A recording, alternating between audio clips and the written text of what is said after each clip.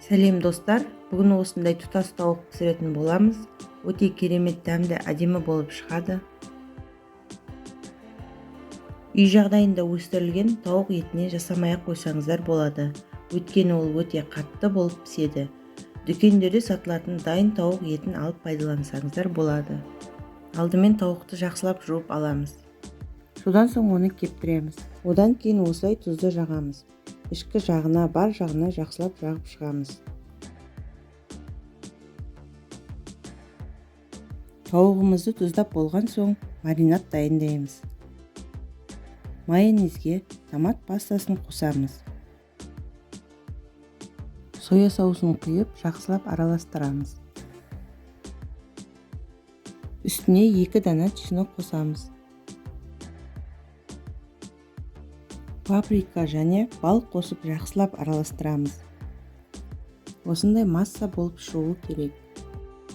Енді осыны тауыққа жағатын боламыз. Тұздықтың барлығын қолданбаймыз. Өйткені бұл тұздықты көкөністерге де қолданатын боламыз. Ішкі жағын, барлық жерін маринадтаймыз. Осылай толықтай маринадтап, холодильникке 20 минут қойып қоямыз.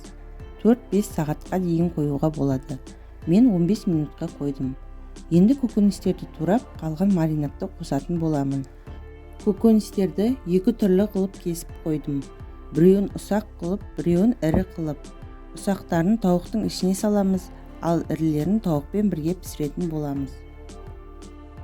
Ұсақ туралған көкөністерді тауықтың ішіне салып болған соң, инемен білдіртпей тігіп қоямыз. Немесе зубочисткамен түйреп қоюға да болады. Енді әдемі қылып аяқ жағын да байлап қоямын. Қалған көкөністерге маринадты жағып, противенге салдым. Енді осы тауығымызды 190 градуста 1 сағат көлемінде пісіретін боламыз.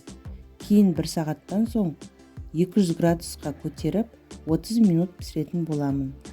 Міндетті түрде қызып тұрған духовкада пісіреміз. Мен фольгамен орап, жиектерін қайырып шықтым.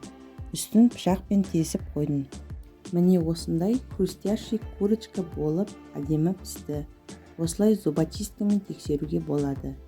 Осылай тескен кезде қан шықпау керек. Шықпаса пісті деген сөз.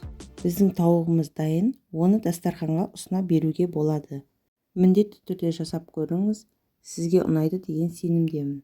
Мен өз каналымда сіздермен ерекше тағамдардың құпияларымен, әртүрлі рецептермен және мастер-класстармен, сонымен қатар пайдалы кеңестермен де бөлісемін. Сондықтан да менің каналыма тіркеліп, жаңа рецепті жіберіп алмас үшін міндетті түрде қоңырауды басып қойыңыз. Видеоның соңына дейін қараған әрбір көрерменге алғысым шексіз.